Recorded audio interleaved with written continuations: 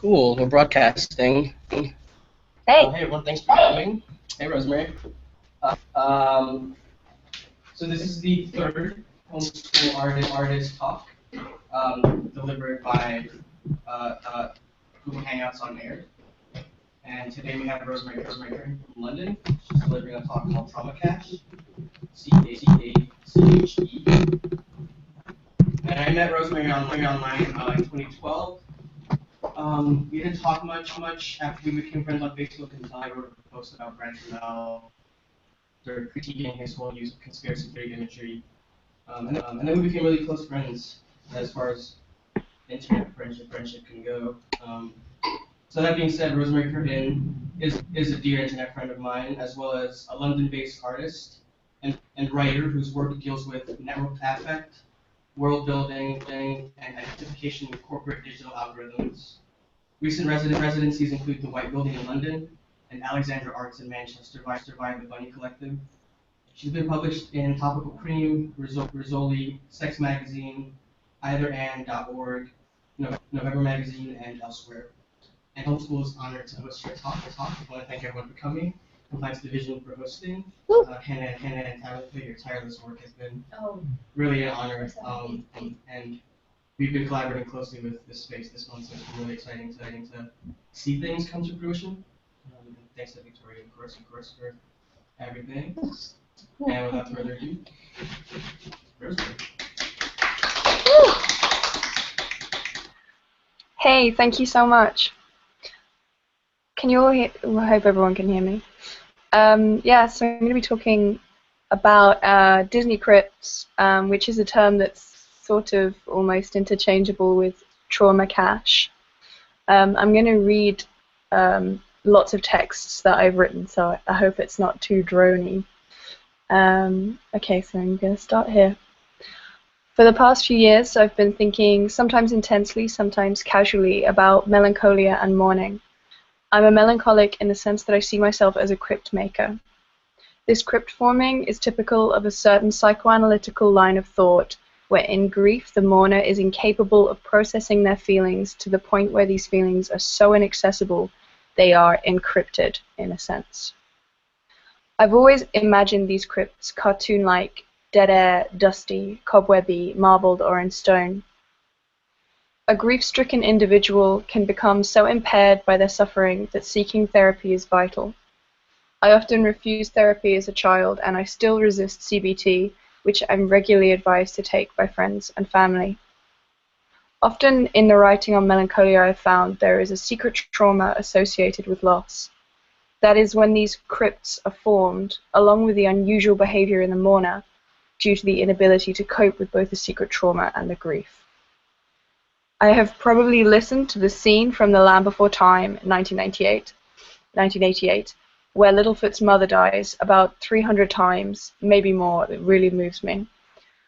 The Land Before Time is actually a Universal Studios production, not Disney, but the emotional intensity in the scenes of loss from the Disney canon generally have this effect on me. For example, I get the same feelings about a scene from The Fox and the Hound, which is Disney, where the young fox is reluctantly abandoned. Of course, plenty of people find these sad bits heart-wrenching, but I've begun to recognize how tragic Disney scenes like this are significant sites for personal catharsis. In The Land Before Time, The Fox and the Hound, and Bambi, it either begins raining or snowing as the loss becomes known. In terms of crypt forming and melancholia, I consider that my emotional investment might be because when I watch or listen to the dialogue of Littlefoot's mother dying in front of him, that either I am synthesizing the jeopardy I felt witnessing violence as a child, or that I role-play as that brutalizing force by compulsively reliving the moment. Both of which are ways of emotionally processing which I don't feel ashamed of but understand as a part of grief. I know I cannot be the only kid who fashioned themselves crypts in Disney's repertoire. I enjoy the idea of crypt forming as soon as I learned of it, and I'm happy to consider I might be over-enthusiastically reading it where it's not relevant. Crypt formation, the idea of unconsciously encrypting sensitive information which can be accessed through certain stimuli, sounds a bit hokey, like hypnosis. In the context of melancholic mourning, confrontation of the crypt, if it ever happens, can be catastrophic or emancipatory, because there's no telling how the aggrieved might react to such profound, emotionally inflammatory data. It sort of reminds me of cloud storage and discussions around big data. I've written before more generally about how users of social media networks, etc., want to become like the system services they inhabit because they want to be able to emotionally conceptualize what is a relatively new relationship, but it's also abusive and fraught with grievances, and I consider that melancholic. So Disney crypts are just a certain kind that happen for me, maybe not for you. I think of crypt forming as associated with consuming something at some point. And the ability to consume and crypt form in this fashion relies heavily on the privileges afforded to you through ability, race, class, and gender. At times, also crypt forming can be disturbing. The psychoanalytical variety can result in some alarming or even dangerous behavior. I also think of the novelty in the concept of, well, it's not that new concept, but of prosuming, and how this affects crypt forming, where you can establish and disturb a crypt almost instantaneously. These ideas are something I touched upon when I wrote a long time ago about mythologizing an algorithm, where melancholia and crypt forming are closely associated with the ways everyday social media UX, UI designers diagnose and treat and test users of their services, like medieval doctors with their patients, fantastically, grimly, learning as they go, often to our detriment and sometimes to our benefit. That being said, I'm also aware it's like a huge industry and it's filled with professionals.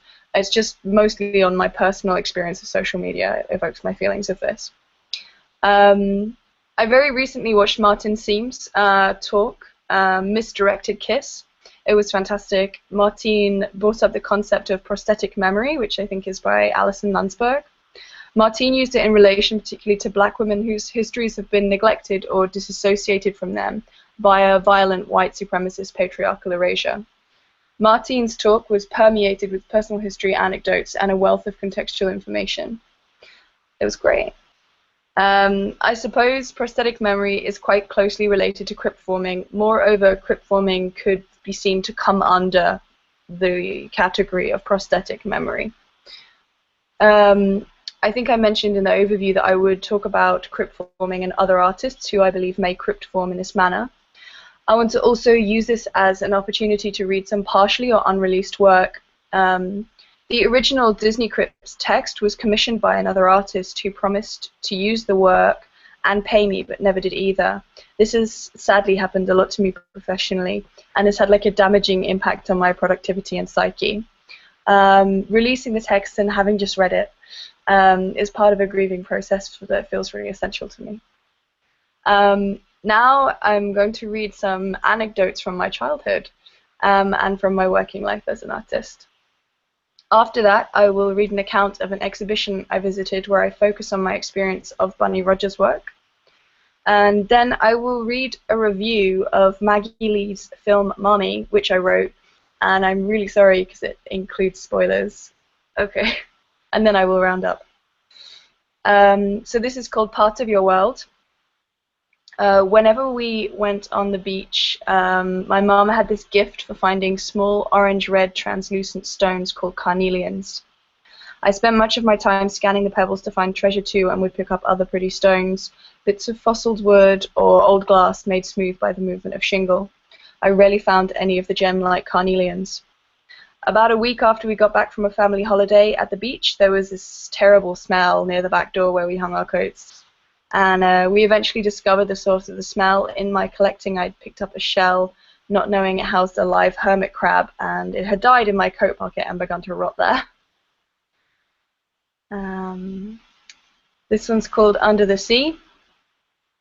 In the late 90s, we had a PC game called Encarta Oceans, so it was like a encyclopedia kind of thing or something. There was a mini game in it where you could build a marine ecosystem by selecting different flora and fauna to go in the tank.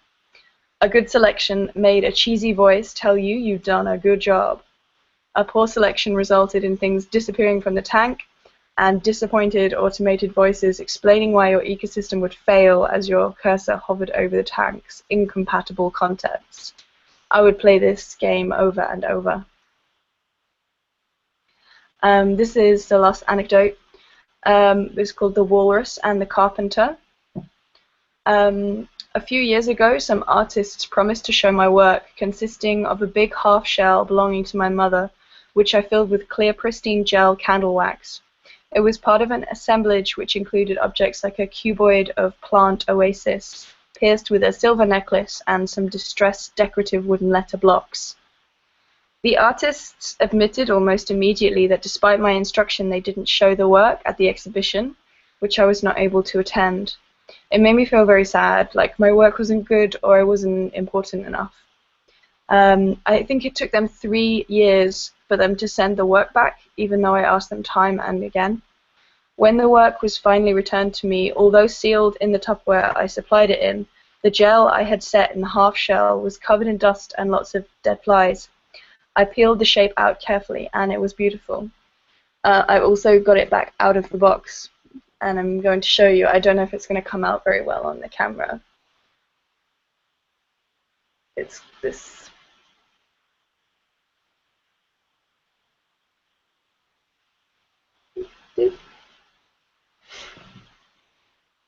Okay, now I'm going to describe Bunny's exhibition for you. Okay. Doesn't seem quite centered or balanced. The last is cut off at about 2/3 down. The blankets are presented unironed or steamed, and there are small stains on them, silk satin lined. Ocean Dreams is hung with slight ripples across the fabric, apparently from puckering at the upper end of the blanket. The final blanket has a URL, vladmondels.ru. This one is Midnight Blue Black. The work here is notably absorbent. While Tom Hewitt and Spencer Longo's whole feet of mirrors unnerve and mesmerize, these soft furnishings take in noise. Spread out but not stretched, I stand with my back to Bunny's work, feeling coy. The other works are preoccupied with attention, vibrancy, crisp and relevant. Bunny's blankets, despite their controversial inspiration, are like fire safety, emergency blankets that I wish I could wrap around myself. I overhear a man say he can't get a handle on any kind of context for Bunny's work. He wears a pink jumper that stands out amongst the muted crowd. This is my first exposure to Bunny's work in the fabric flesh too, but I have virtual hindsight, reams and reams of it. The artists Gilbert and George arrive and congregate around the Muscle Instagram feed. One of them makes a barely audible noise as I catch him in the periphery, eyeing Bunny's work. I could see them cloaked in and Ocean Dreams. I know nobody here but Kareem Lofty, who makes a cursory visit. There is an artist here who frightens me, the one I need the blanket for. My doppelganger looks nicely dressed, and my last glass of wine tastes like mold. Okay, and this is Maggie Lee's Mommy the review.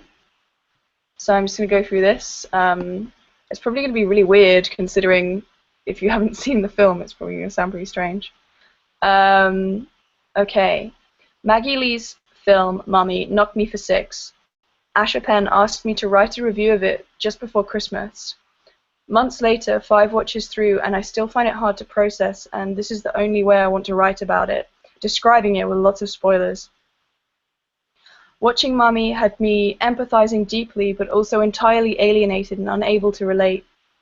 On first watching, I was furiously writing notes. The action moves fast. There's a lot of stimulating information to take in. Life stories overlapping, quick successions of chapters, photos, home movies, gifs, a great soundtrack, cartoon excerpts, narration, sound bites. I was particularly struck at some home movie footage of her own burbling toddlerhood, which Lee pretty much dubs. The reprocessing of family archival footage, particularly this excerpt, is really charming and evidence of Lee's various motifs of self-actualization through personal archaeology. Another thing that strikes me is Maggie Lee's wordsmithing. As almost constant narrator, her voice and story are so compelling. Certain words like conditioned and study give the impression of a small warrior going through her paces, as opposed to a toddler growing up. Maggie's mother delivered her from some cruel fates, like her magician father trying to name her magic. Maggie's mother gave her the tools to survive in the world, whether it was her family unit wrenching apart or her ordinary struggles for autonomy as an adolescent. Compounded examples of her mother's devotion built to crescendo alongside Maggie's journey into adulthood. The sweet and gentle humility in her mother's account of visiting a gallery with Maggie has my breath shuddering, and I find myself crying and grimacing till I can't see properly. In the narrative before her mother's death, visually we see Maggie documented. After her mother's death, we see Maggie documenting. Her mother's life story, which she began writing before her death, is reinscribed at various points through the movie by Maggie. Maggie goes through regressions at her home after her mother has died.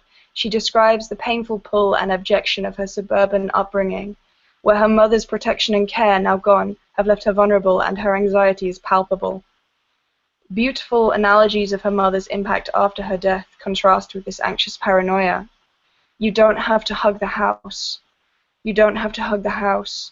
A line repeated again and again resonated with me over the grief that comes with abandonment and a broken home. The purging distress and dismay over the gutting and selling of the maternal house due to financial instability. It's something that was familiar for my own mother and vaguely for me as a child. The point of view handheld cam catches glimpses of Maggie in the mirror as she cleans her family home. The cathartic trashing of her father's relics from the house made my sinuses sting and ache to cry again. Earlier footage of her father cooing and chatting to her highly contrasts this imagery. She throws her father's props and costumes, stamping on them on the front lawn of her suburban neighborhood. The left our family she so politely referred to earlier when discussing this abandonment, I realize in retrospect came through gritted teeth. I relish the fever with which she stamped at 2 decades of fatherlessness and for her mother's unending sacrifice for all those around her, compounded by the collapse of the marriage. His stage props and costumes projected across the lawn by her fist billow momentarily in the air and then wither away like futile ghosts. The point of view shots from her phone make me feel like an imaginary friend accompanying Maggie through this, or a witness to the tragic process of grief once removed. I feel equally compelled and powerless to console Maggie.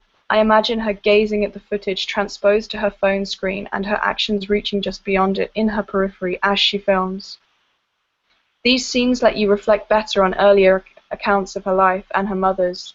Maggie presents fragments of her past that exist like alternate universes, which every now and then cross paths, layer, intersect, coalesce, leaving you heartsore, confused, and tired. This is a deft work of personal archaeology. The impact of her mother's loss is echoed through anxiety she reads out during the credits about her making a mistake in the post-production of the film, meaning that it cannot be shown. This gets exceedingly pitched and sped up until it comes out as barely intelligible. It's a motif used throughout the film. In some ways it seems like it might be in an effort to communicate some kind of phasing out or a willed warping from intensity. Like mentioned before, reflecting Maggie's sincere practice of learning about herself and the world through personal technology and mediation. But this anxiety is peppered with giggles. Her tone betrays a kind of joviality, like she is humoring her grief as much as experiencing it keenly. I remember my mother exhausted caring for hers as she died, and driving past the house when it had been bought by someone else, seeing the garden become sanitized and crass. But here it is also Maggie's cultural heritage that is being sanitized with the smile of the new property owner. If not for the voraciousness of her mother's memory, which cannot be dug out, it's buried deep within Maggie and in the heart and mind of anyone who watched this movie. Okay, so I'm rounding up now. I chose these in particular to read because they were unreleased and associated with projects where I said I'd not been paid or where I'd lost the confidence to work on them or publish them. I did actually send Bunny the account of the exhibition visit. It was also a base text for something I was never paid for by a publisher that I won't yet name. The review Asher asked for Maggie Lee's Mummy has never got to him, but he always supported my writing, which I appreciate. It's still in a state where I'm not happy to publish it. I feel like Bunny Rogers and Maggie Lee are crypt formers and that they disturb their own crypts through their work. I made an artwork a while back called Wish Liturgy, which is connected to these themes and functions sort of as a disturbed trauma cache or Disney crypt. Like much of my work, it is informed by or formed of what I call hysterical associations, combining references and imagery which may have tenuous or literal links. It means things like combining quotes from the movie Frozen with imagery from Game of Thrones, literary analysis of Goneril and Regan from King Lear, and blurbs from a Sims 2 YouTube fanfiction of King Lear, and maybe even subtle references to a breakdown I had when I worked for my sister. These kind of things. Much of my artwork is also in some way connected to my family or friends and includes outright references, like Manuel and I in our friend filter work we made by layering our Instagrams with filters of varying translucencies. Later that year, I also made a work called Inefficiency Exercises, which was presented at Embassy Gallery in Scotland, which features like a high-level sitemap like that you would make when designing an app or something, but instead it's made up of Olaf from the movie Frozen, and it's on tracing paper. I've also made fan art drawings of Manuel and Andrea Crespo and Bunny Rogers and what their work means to me as part of that exhibition. I also spend a lot of time ham-fistedly post-rationalizing my work to myself and other people. It's not seen as very becoming as an artist or even proper, if you know what I mean, as like sort of like a classic image of an artist making a body of work and not being reflective or accountable for it, and it doesn't sit very well with me. Disney crypts are, for me, like rituals that excavate past traumas, and sometimes they awake or abate future anxieties, and they don't often result in something aesthetically sound.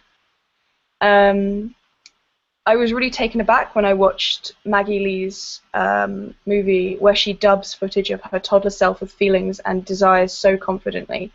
I felt a keen sting, and I also felt validated in terms of kind of like a funny post-rationalizing your gurgling as a toddler. Lately, I have been collecting pots and drawing them in charcoal much larger than they are in a kind of expressive way. My mother and I both collect pots. I also had a childhood therapist who I was way too scared to speak to. It was called Mrs. Potsy, which I just find funny. Lots of the pots I have are decorated with spirals, which are much to do with turning them, I imagine, like when you turn a pot. Or it must be like a way to get like a quick design. The spiral also reminds me of hysteria or a vortex, like a chaotic kind of liminal stuff. And these are themes I want to associate with a concept from Sadie Plant. It's called Hysterical Index. It's sort of to do with like archiving and programming in a sort of less than, I guess, logical way. For now, I enjoy it as a kind of sublime, out-of-control movement, and I'm going to see where that goes. Okay. I think that's everything. I want to thank Victoria and Manuel and all involved with Homeschool for hosting me, and for all of you for listening to me. You are so kind, and everyone here for hosting. Thank you.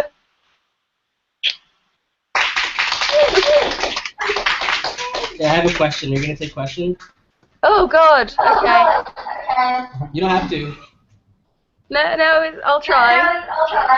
Okay, cool. I'm kind of reading Disney crypts in a very literal way, thinking about Disney and like this white supremacist, like it's like empire of representation, and I'm wondering if you have any thoughts on the relationship, both in representation, but also in like, on the ground and in the world, a relationship between Disney crypts and like weaponized white femininity.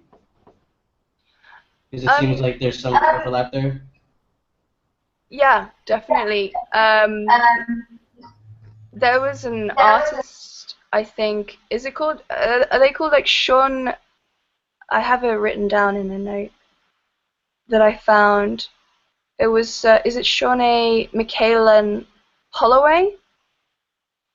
I'll link it to you anyway.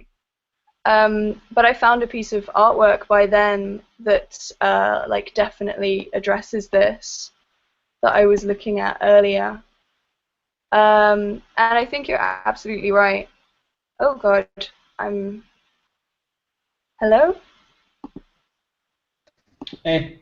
Can you hear me? You just like went. Yeah. Yeah, no, this is. Yeah, I can hear you.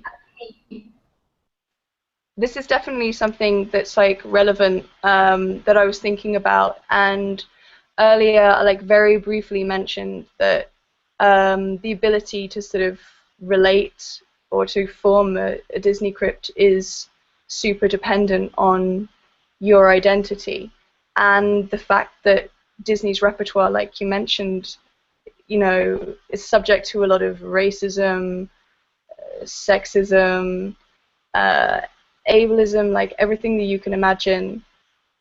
It's one of these things that performs evils in the world. It reproduces things that I guess often in times it tries to criticize, but not that sincerely.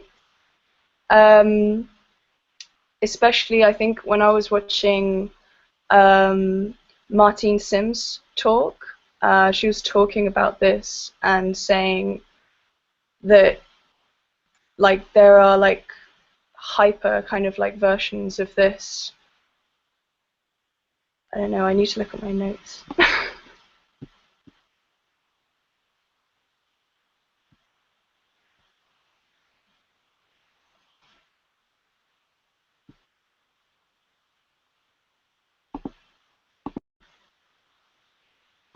But yeah, I was coming back to, before we cut off, it was Shawnee Micklin Holloway, and there was a piece, but I keep trying to load it, and it makes our talk sort of cut out for a second, and I'm not quite sure why, because I keep trying to load it up. And I think it's like the Snow White thing, where it's like, mirror, mirror on the wall, who's the fairest of them all? And there's like a great piece that's from a zine. I'm trying to load my Tumblr, but it's making everything slow down here. You can just post it, or I can post it in the Facebook event later too. I'm going to be able to find it. I think it's sort of loading now. Sorry, it's like really awkward silence. Scroll.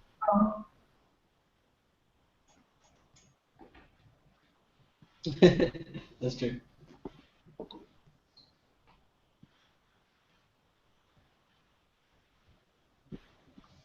Oh, did I? Maybe I relogged it. I think that's it.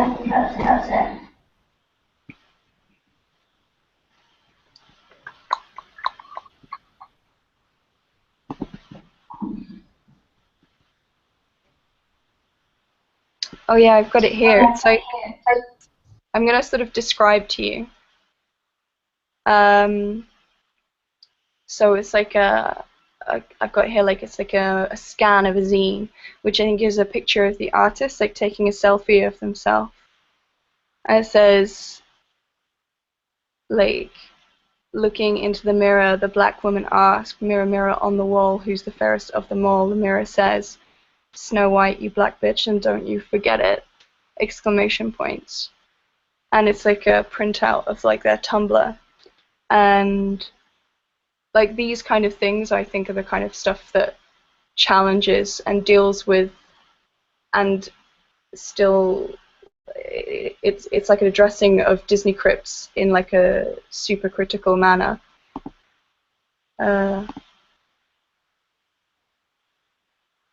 I don't know, what else should I say? I don't know if I addressed what you said properly. Yeah, I mean, I just wanted to see if you had thoughts about that overlap, because I think for me, like, you mentioned also like digging back into your crypt. Yeah. I guess like the Nietzsche quote about like the axe that hacks the frozen sea of ourselves or whatever, and thinking about like if the Disney crypt is this form of like weaponized white femininity, then reaching back into it is a way of like halting that pattern of like reifying structural oppression. And because that has to do, I think, with like accessing the With things what? that are in the crypt. It has to do with like accessing the things in the crypt, right? Like if you don't dig back into it, you can more easily reify structural oppression because you're not thinking with your gut, I guess, or you're sort of Well, also trauma. The Disney. Oh, sorry, it's so loud. The Disney Crypt thing for me is also, it's for addressing feelings and accessing things that you can't necessarily talk about clearly. So, or things that you aren't necessarily able to address because of traumas that have happened to you.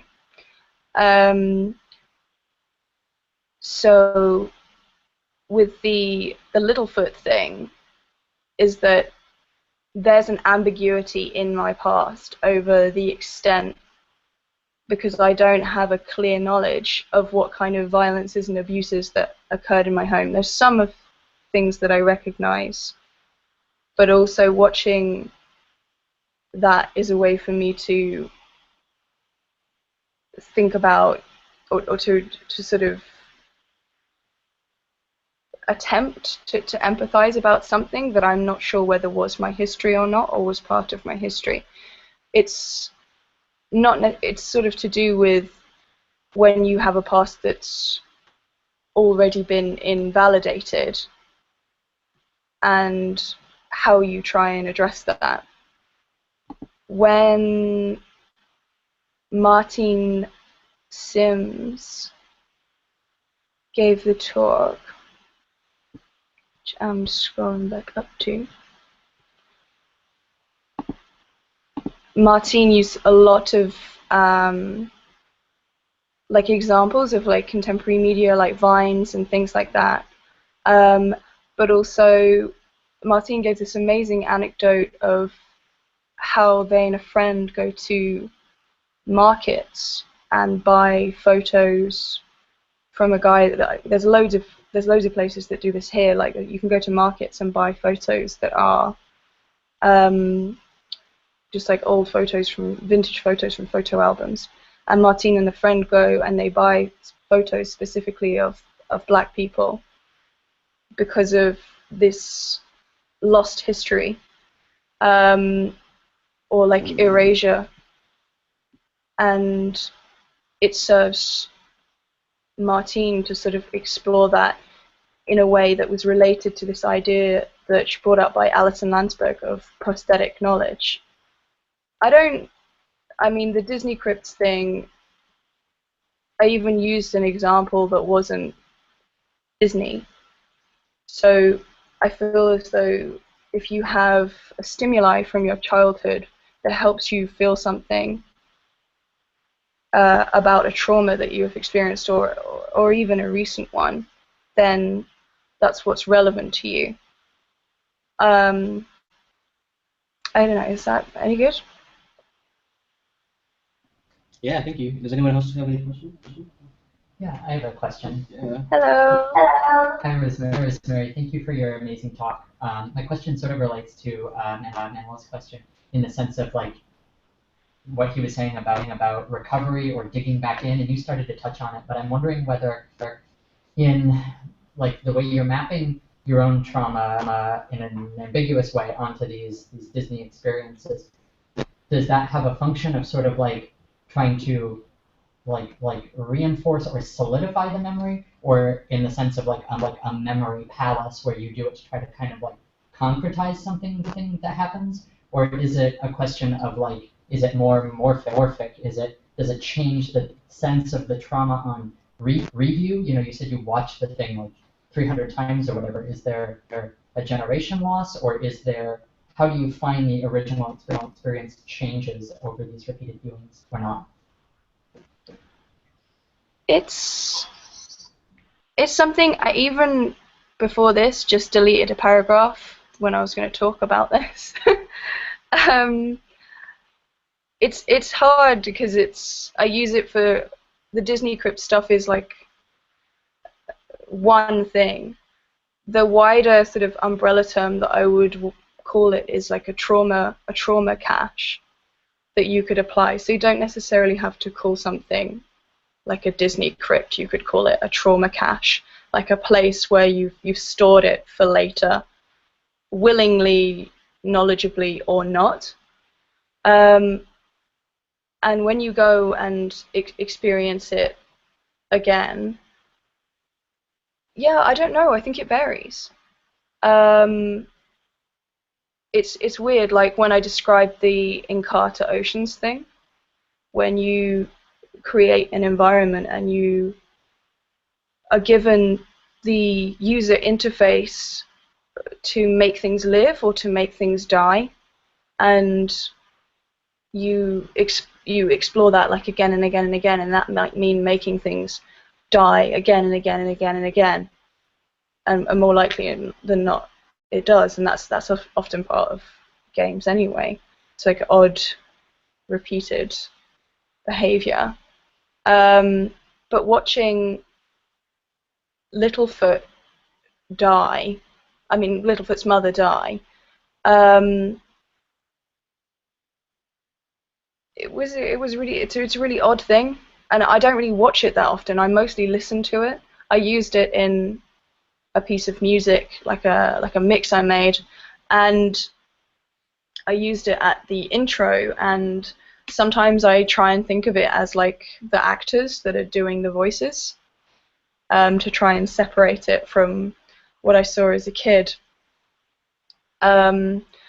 Like one of the paragraphs that I deleted, actually the last one, was me trying to talk about, I think, the cover image for this thing is a drawing I did when I was like 6 or so, and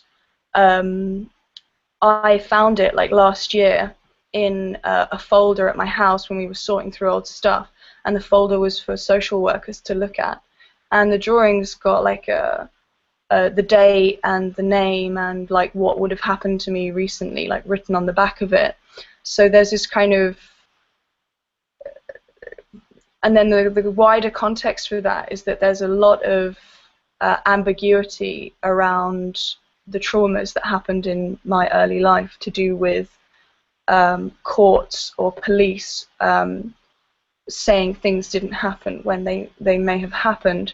So there's this sense of inauthenticity to your trauma, and it's something, it's very hard to deal with directly with my family, and because I resist therapy, it's something that I work through in my artwork. So it's weird. I'm in this place where I look at this drawing of dinosaurs with the tiny dinosaur that says "Daddy," which I think means daddy, and then there's a big dinosaur, and then all the other dinosaurs freaking out.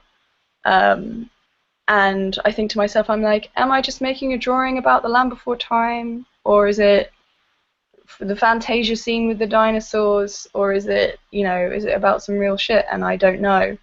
And this is what I was thinking about Maggie Lee looking at the footage of like herself as a toddler, and in her film, like as she's gurgling and like going about, like she's narrating like how she feels or why she's doing something.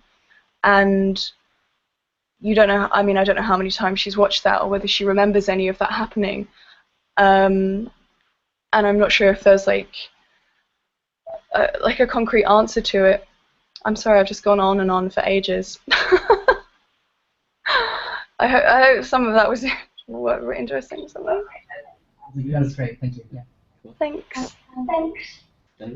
I don't want to keep rehashing the same thing, but I was interested in when you talk about the trauma caches that when you say the phrase trauma cache, when you started explaining to me, the first thing I thought of was like the body as like the sort of ultimate trauma cache, like the physical body detached from how you perceive or feel it on the everyday. It's this like physical cache of trauma, and then you were sort of mentioning the examples of The Land Before Time and Fox and the Hound, and I was like, I could really deeply relate to that and relate to those scenes being like incredibly emotionally intense for me, and I was wondering, it's interesting because like those examples are examples of them happening to like cartoon representations of something that has a very different body than ours, and it's completely like it's completely negates the like physical factor of like our bodies being trauma, like being actual like caches for like physical trauma. And do you think that has any significance? Yeah, it does. Also, don't know if it's worth mentioning, but I'm just one of these people. I don't find the end of Toy Story 3 that sad. And I know it really cuts some people up. So it's sort of like I know that the things that are relevant to me aren't necessarily that relevant to other people. I guess the kind of thing is just like, you look at the YouTube comments on those things and people will be like, I cry every time, and I come here to cry. And that makes sense to me. One of the things that's related to trauma cache, I mentioned another text that I wrote a while back called Mythologizing an Algorithm, which was to do with how I felt that the trauma cache stuff I'm talking about, which can come into this, is related to how I think social media and these kind of things, we should treat it sort of like having a digital gut. So like when you have like sort of like a tummy ache is sort of like when something like you have on, I don't know, you have like an experience online and it's like unpleasant. And you know, like when you, I wonder if you ever watch a YouTube video and it buffers. I always notice that I stop breathing. It's experiences like that. I think I guess it depends which sort of school of thought you come from as to whether you're into like digital dualism or not. But I totally feel like trauma caches are things that are a part of your body. I experience a lot of anxiety with technology or not having technology. I think like lots of people do. Last week, my phone, which I've had since 2012, died, and I haven't had a phone for a week, and it's made things like public transport very difficult because I need to find, like, I don't usually carry that many books around with me, but I have to carry a book around so that I have somewhere to look because I'm not comfortable without having something to occupy myself with. It's really odd. But yeah, like trauma caches, I think you don't have to apply it to like digital realm either. It can be, I guess it could be a physical thing, but I don't want it. It's definitely not a universalizing concept or like something that I would distinctly apply to anything outside of my experiences, which is why it's part of my art practice, not necessarily like a theory or something I'm putting forward. Is that helpful? Is that okay? Is that any good? Hello? Thanks for asking. Anyone else? Cool. Great. I think that's all the questions we have. Thank you. Yeah, thanks so much. It's like 3 a.m. in London right now. Yeah. Get some sleep. Yeah, get some rest. Thank you. Good night, guys. Have a lovely evening.